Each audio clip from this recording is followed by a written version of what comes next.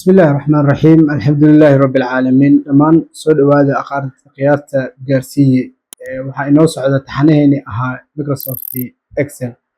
maanta waxaan qaadan doonaa qayb kale oo muhiim ah oo ka mid ah qaybaha ugu horeeya ee kooraska kaasoo looga hadli doono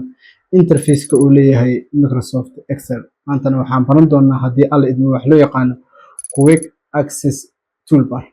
marka uu dhamaado casharkaani waxaad awoodi doontaa ilaa iyo 4 qaybood kow waxaad ogaan doontaa muxuu yahay Quick Access Toolbar labo waxaad ku dari doontaa commands cusub marka isticmaalayso Quick Access Toolbar sidoo kale waxaad baran doontaa halkuu ugu yaala Quick Access Toolbar markii la joogo Microsoft Excel ugu dambeysna waxay noqon doontaa xirfad aad si fiican u adeegsato oo kuu save gareysa waqti badan kusoo dhawow casharkeena maanta Excel-ka markii aan soo kicino oo ugu horeyso waan rabno in aan isticmaalno Quick Access Toolbar waxaa loo yaqaanaa halkan sare magaca waxaa la yiraahdaa workbook-gaaga korkiisa ku aadan dhanka bidix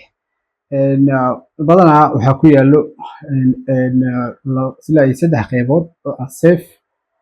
waxaa kaleeto ku yaalo meeshan undo waxaa kaloo ku yaalo wax loo yaqaano redo kan waa printing waa commands-ka si loogu soo darsado markii aad rabtid marka inaad isticmaashid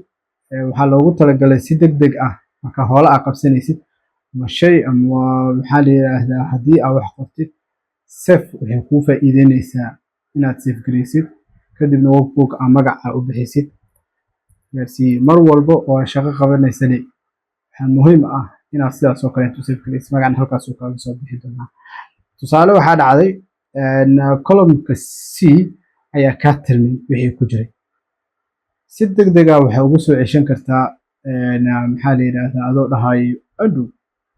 haddii aadan rabin oo si qalad ah kugu soo noqoshayna waxaa uga saari kartaa redo waxaa loogu talagalay inay marka fududeyso shaqooyinka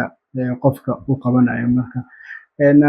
haddii aad tahay qof wax daabaca badanaa halkan waxaa kusoo daray printing markaa ku dhufatid toos wuxuu kuu geyi doonaa printing kugu xiran computerkaaga marka aad rabtid marka inaad kusoo dartid command cusub ama shay cusub oo mar walba aad u isticmaasho waxaa firi doontaa halkan hoose ee falaarta ah dan waxaa kusoo bixi doona halkan kuwaan waa kuwa ugu horeeya iyo ugu waaweyn oo leeyahay Quick Access Toolbar-ka haddii aad rabtid inaad document cusub kusoo dartid saatig dan wuxuu kuu sameyn doonaa inuu kugu soo biiriyo document cusub soo markaa u baahatid inaad workbook cusub furatid only one click ayaa kaaga filan worksheet 2 ayuu kuu furay marka ama uu kuu sameeyey haddii aad rabtid inaad ka saartid waxaa kaliya sameynaysaa tigta ayaa ka qaadaysaa waxaa kaloo halkaa ku jiro oo ka heli kartaa open oo ah inaad Excel kaleeto usoo furtid haddii aad qof wax dira badan aad tahay ina email-kaaga aad kusoo dirsan kartid waxaa kaleeto ku jiro halkan spelling haddii wax aad badan aqootid qaladaadka iyo soo kaaga ilaaliyo waxaa kusoo dari kartaa sort according marka aad rabtid inaad isku sorti gareysid ama israacsiisid waxyaabaha kugu qoran si isku leeyihiin marka inta haddii aad ka weysid waxyaabaha aad u baahan tahay ee ku jiro ribbons-ka sababa ugu weyn Quick Access Toolbar-ka loo isticmaalayo waxay tahay qofka inuusan badanaa aadin waxyaabaha qaar ee ku dhex jiro waxa loo yaqaano ribbons tabs-ka gudahooda waxyaabaha ku dhex jiro marka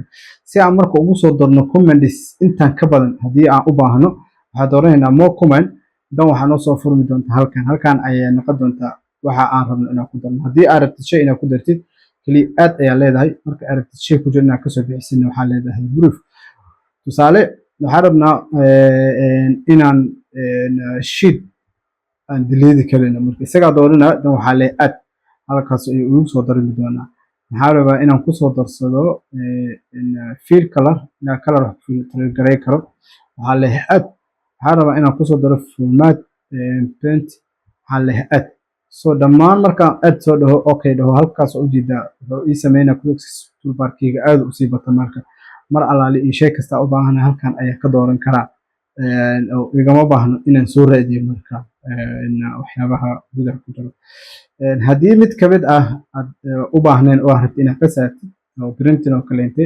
waxaa leedahay remove kaliya intaasaa kugu filan email-ka oo kaleente ayaa ka saaraa remove then okay markaad dhahdid waxaa arkaysaa inay ka baxeen halkaas ku jiraan maanta waxaa baranay cashir kale muhiim ah oo ka hadlaya code access toolbarka iyo siyaabaha loo isticmaalo iyo waxyaabaha loogu talagalay. Aad ayaa u mahadsantahay. Waa inoo cashir ka dambe insha Allah. Mahadsanid.